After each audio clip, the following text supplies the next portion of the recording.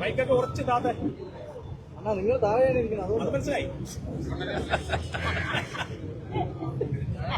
ഒരാൾ വീഴുന്ന വേണ്ട. ഈ ഭാരതാംബ ചിത്രവുമായി ബന്ധപ്പെട്ടുകൊണ്ട് ബിജെപി ഫേസ്ബുക്കിൽ ആദ്യം പങ്കുവച്ചത് ത്രിവർണ്ണ പതാക ഏന്തിയ ഭാരതാംബയുടെ ചിത്രമാണ്.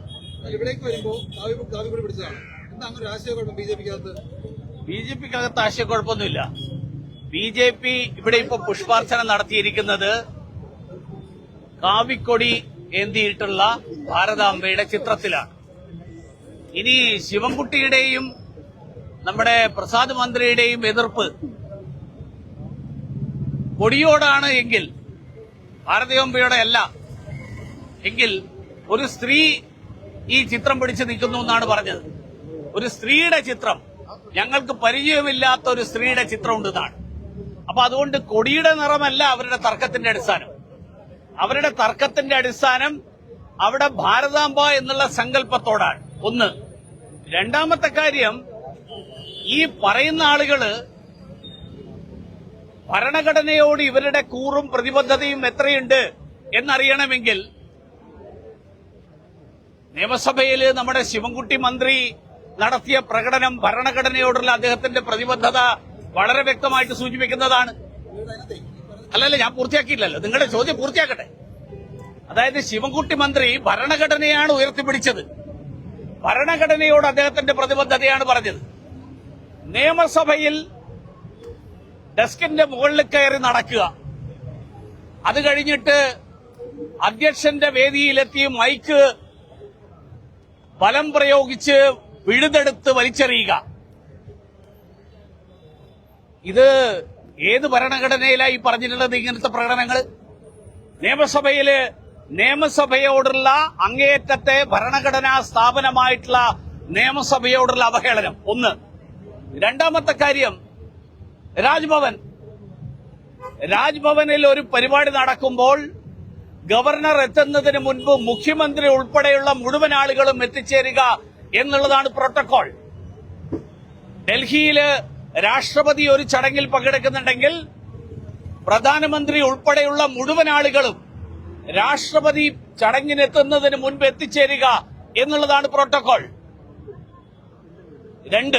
മൂന്നാമത്തെ കാര്യം, ദേശീയ ഗാനം ഒരു പരിപാടിയിൽ ഉണ്ടാകുമ്പോൾ ആ ദേശീയ ഗാനം പരിപാടിയുടെ ഭാഗമായിട്ട് ഉൾപ്പെടുത്തുമ്പോൾ ആ ദേശീയ ഗാനം പാടാതെ അവിടെ നിന്ന് ഇറങ്ങിപ്പോവുക, ഇതെല്ലാം ഭരണഘടനയോടുള്ള അദ്ദേഹത്തിന് ഭരണഘടനയെക്കുറിച്ച് എന്തറിയാം എന്നുള്ള ചോദ്യമാണ് ഈ നാട്ടിലെ സാധാരണക്കാരുടെ മനസ്സിലുള്ളത്.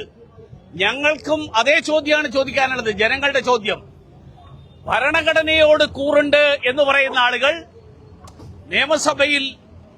നിയമസഭ മുഴുവൻ തല്ലി തകർക്കുന്ന സമീപനം നിയമസഭയിൽ സ്വീകരിക്കില്ല. ഗവർണർ എത്തുന്ന പരിപാടിയിൽ, ഗവർണർ പങ്കെടുക്കുന്ന പരിപാടിയിൽ ഗവർണർ എത്തിയതിന് ശേഷമല്ല എത്തുക, ദേശീയ ഗാനത്തെ അവഹേളിച്ചുകൊണ്ട് ഇറങ്ങിപ്പോക്ക് നടത്തില്ല. ഇന്ന് രാവിലെ ബിജെപിയുടെ ഔദ്യോഗിക FB പേജിൽ വരുന്ന പോസ്റ്റർ എന്ന് പറയുന്നത് അതിൽ ത്രിവർണ്ണ പതാക ഏന്തി നിൽക്കുന്ന ഭാരതാംബയുടെ ചിത്രമാണ്. പക്ഷെ ഇവിടെ വന്നപ്പോൾ അത് കാവിക്കൊടി ഏന്തിയ ഭാരതാംബയുടെ ചിത്രമായി. അപ്പോൾ ഈ വിഷയത്തിൽ ബിജെപിക്കുള്ളിൽ എന്തെങ്കിലും ആശയക്കുഴപ്പം നിലനിൽക്കുന്നുണ്ടോ? കാരണം ബിജെപിക്ക് അങ്ങനെ ഒരു ആശയക്കുഴപ്പം ഇല്ലാത്തതുകൊണ്ടല്ലേ ഇവിടെ കാവിക്കൊടി വെച്ചിരിക്കുന്നത്. അതാണ് രണ്ടിടത്തും എന്തുകൊണ്ടാണ് രണ്ട് രീതിയിലുള്ള? ഞാൻ കണ്ടിട്ടില്ല ആ ഫേസ്ബുക്കിൽ എന്താ വന്നത്. അതെ, ഞാൻ കണ്ടിട്ടില്ല. അതുകൊണ്ട് ഇവിടെ കാവിക്കൊടിയിലാണ് നമ്മളെല്ലാവരും. കാവിക്കൊടി എഴുതിയ ഭാരതാംബ, ആ ഭാരതാംബയോട് ഒരയിത്തവും ബിജെപിക്കില്ല. അയിത്തം ബിജെപിക്ക് ഇല്ലാത്തത് കൊണ്ടാണ് ബിജെപി ഇവിടെ അത് നടത്തിയിരിക്കുന്നത്. അല്ല, CPM-കാർക്ക് അങ്ങനെ ഒരു ഭാരതാംബയാണോ ഇഷ്ടം? അല്ലല്ല, ഞാൻ ചോദിക്കുന്നത് പൊതുവിൽ ഇന്ത്യക്കാർക്ക് എന്താ പ്രശ്നം ഈ കാവിക്കൊടിയോട്? അല്ലല്ല, ഞാൻ ചോദിക്കുന്നത് കാവിക്കൊടിയോട് ഇന്ത്യക്കാർക്ക് എതിർപ്പുണ്ടോ? ദേശീയ പതാകയോട് എതിർപ്പില്ലല്ലോ. അതുകൊണ്ടല്ലേ സ്വാതന്ത്ര്യ ദിനത്തിൽ നമ്മുടെ ദേശീയ പതാക ഉയർത്തുന്നുണ്ട്, റിപ്പബ്ലിക് ഡേക്ക് ദേശീയ പതാക ഉയർത്തുന്നുണ്ട്. ഭാരതാംബയുടെ കയ്യിൽ കാവ്യ പതാകക്ക് എന്താ കുഴപ്പമെന്നാണ് എന്റെ ചോദ്യം. അതുകൊണ്ടാണ് ഞാൻ പറഞ്ഞത്, ഇപ്പൊ പ്രശ്നം പതാകയുടേതാണോ പ്രശ്നം? ആണോ? ശിവൻകുട്ടി അങ്ങനെയല്ല പറഞ്ഞത്, ഒരു സ്ത്രീ, പരിചയമില്ലാത്ത ഒരു സ്ത്രീ ഇവിടെ ഇരിക്കുന്നു എന്നാണ്. അതായത് ഒരു കാര്യം ചെയ്യട്ടെ, ശിവൻകുട്ടി ഭരണഘടനാപരമായിട്ട്, കാരണം ശിവൻകുട്ടിയും ബിനോയ് വിശ്വവും ഇറക്കിയ ശിവൻകുട്ടിയുടെ മാധ്യമപ്രവർത്തകരോട് സംസാരിച്ചതും ബിനോയ് വിശ്വത്തിന്റെ പത്രക്കുറിപ്പും നിങ്ങളൊന്ന് എടുത്തു നോക്കുക. ആ എതിർപ്പ് കാവിക്കൊടിയോടാണെങ്കിൽ കാവിക്കൊടി വേണ്ട, കാവി ധരിച്ച മതി. അഭിനന്ദനാഥ് ടാഗോർ കാവി വസ്ത്രം ധരിച്ചിരിക്കുക. മുഴുവൻ കാവി ആവണം, കുറച്ച് മാത്രം കാവി പോരാ എന്നാണ് ശിവൻകുട്ടിയുടെ സമീപനമെങ്കിൽ അത് പറയട്ടെ. 2, ബിനോയ് വിശ്വം പറഞ്ഞത് ഇങ്ങനെ ഒരു സ്ത്രീയെ ഭരണഘടനയിൽ ഇല്ലെന്നാണ്. അപ്പൊ ഭരണഘടനയാണ് പ്രശ്നം എന്നാണ് ഇവർ രണ്ടുപേരും പറഞ്ഞത്. അതുകൊണ്ട് ഇവർ രണ്ടുപേരും പറയുന്ന ഭരണഘടനയെക്കുറിച്ച് എനിക്ക് ചോദിക്കാനുള്ളത്, നിങ്ങൾ ആരെങ്കിലും ചോദിച്ചോ? നിങ്ങൾ നിയമസഭയിൽ കാണിച്ച കോപ്രായം ഭരണഘടനയുടെ ഏത് വകുപ്പിലാണ് പറഞ്ഞിരിക്കുന്നത്? അദ്ദേഹം ഭരണഘടനയുടെ വകുപ്പൊക്കെ പറഞ്ഞല്ലോ. നിയമസഭയിൽ ഈ ഡെസ്ക് തല്ലിപ്പൊളിക്കുന്നത് ഭരണഘടനയുടെ ഏത് വകുപ്പിലാണ്? ഗവർണറുടെ പരിപാടിയിൽ ഗവർണർ എത്തിയതിനു ശേഷം വരുന്നത് ഏത് വകുപ്പിലാണ്? അതുപോലെ ദേശീയ പതാക ദേശീയ ഗാനത്തിന് മുൻപ് ഇറങ്ങിപ്പോകുന്നത് ഭരണഘടനയുടെ ഏത് വകുപ്പിലാണ്? നിങ്ങൾ ആരെങ്കിലും ചോദിച്ചോ? അല്ല, ചോദിച്ചോന്ന്. അല്ല, എന്റെ ചോദ്യം അല്ലല്ലേ, നിങ്ങൾ ഇങ്ങോട്ട് മാത്രമല്ലല്ലോ, എനിക്ക് അറിയാൻ വേണ്ടിയിട്ടാണെന്ന്. നിങ്ങൾ ഇത്രയും പേര് ഇരുന്നിട്ട് എന്നോട് ചോദിക്കുമ്പോൾ ഞാൻ തിരിച്ചു ചോദിക്കുക, നിങ്ങൾ ശിവൻകുട്ടിയോട് ഈ ചോദ്യം ചോദിച്ചോ എന്നാണ് എന്റെ ചോദ്യം. അല്ലെ, ചോദിച്ചോന്ന്. അല്ല, നിയമസഭയിലെ പ്രശ്നമല്ലേ? ഭരണഘടനയാണ് പ്രശ്നം. ഭരണഘടന അല്ലല്ല, പോയിട്ടില്ല. പോയതെങ്ങനെയാവുക? ഭരണഘടനയോടുള്ള അവഹേളനം എപ്പോഴും അവഹേളനാണ്. കോട്ടെ രാജ്ഭവനിൽ 20 മിനിറ്റ് വൈകിയത് എന്താണെന്ന് ചോദിച്ചോ? ദേശീയ ഗാനത്തെ അവഹേളിച്ചുകൊണ്ട് ഇറങ്ങിപ്പോയത് എന്താണെന്ന് ചോദിച്ചോ?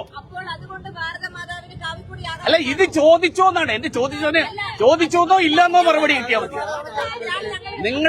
എന്റെ ചോദ്യത്തിന് നിങ്ങൾ ചോദിച്ചോ ഇല്ലയോ എന്നുള്ള മറുപടി കിട്ടിക്കഴിഞ്ഞാൽ ആ ചോദ്യത്തിന് എന്താ മറുപടി? അല്ല, ആ ചോദ്യത്തിന് മറുപടി എന്താ? ശിവൻകുട്ടിയുടെ മറുപടി എന്താ? അതല്ല ഞാൻ പറയുന്നത്. 20 മിനിറ്റ് അതല്ല എന്റെ ചോദ്യം. 20 മിനിറ്റ് വൈകിയതിനുള്ള കാരണം അവഹേളനമല്ലേ? അല്ല, 20 മിനിറ്റ് വൈകിയ വരുന്ന ദേശീയ ഗാനത്തുമ്പ് ഇറങ്ങിപ്പോ നടത്തുന്നു അറിയിച്ചിട്ടുണ്ടോ? അല്ല, എന്തുകൊണ്ട്? അല്ലല്ല, അത് അവഹേളനമല്ലേ? അത് അവഹേളനമല്ലേ എന്ന് നിങ്ങൾ ചോദിച്ചതാണ്. ദേശീയ ഗാനം പാടാൻ അദ്ദേഹത്തിന് എന്താ എതിർപ്പ്? ആ കാര്യം നിങ്ങൾ ചോദിച്ചോ? നിങ്ങൾ ചോദിച്ചിട്ടുണ്ടെങ്കിൽ ആ ചോദ്യത്തിനുള്ള മറുപടി എന്താ? അതെനിക്ക് അറിയണം. അതെന്താ മറുപടി? അല്ല, അതന്നെ ദേശീയ ഗാനത്തിന് എന്തിനാ അവഹേളിക്കുന്നത്?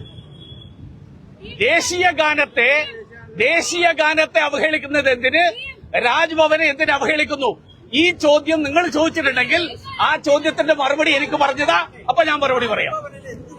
ഇപ്പൊ പ്രശ്നം ഭരണഘടനയാണ് പ്രശ്നം. ഭരണഘടന ശിവൻകുട്ടി പറഞ്ഞിരിക്കുന്നത് ഭരണഘടനയാണെന്നാണ്. ഭരണഘടനയാണ് ശിവൻകുട്ടി പറഞ്ഞത്. ശിവൻകുട്ടി പറഞ്ഞ ഭരണഘടനയിലുള്ളത് മാത്രമേ ഞാൻ അംഗീകരിക്കുന്നതാണ്. പാലക്കാട് BJP നേതാവല്ല. അതായത് ഞാൻ ശിവൻകുട്ടി പറഞ്ഞത് ഭരണഘടന ഇപ്പൊ പ്രശ്നമാണെന്നാണ്. ഭരണഘടനാനുസൃതമായിട്ടേ ഞാൻ പ്രവർത്തിക്കൂ. എന്റെ ചോദ്യത്തിന് മറുപടി പറയുന്നു. എന്റെ സുഹൃത്തെ, ഞാൻ ആദ്യം ചോദിച്ച ചോദ്യമല്ലേ? ഞാൻ ആദ്യം ചോദിച്ച ചോദ്യത്തിന് മറുപടി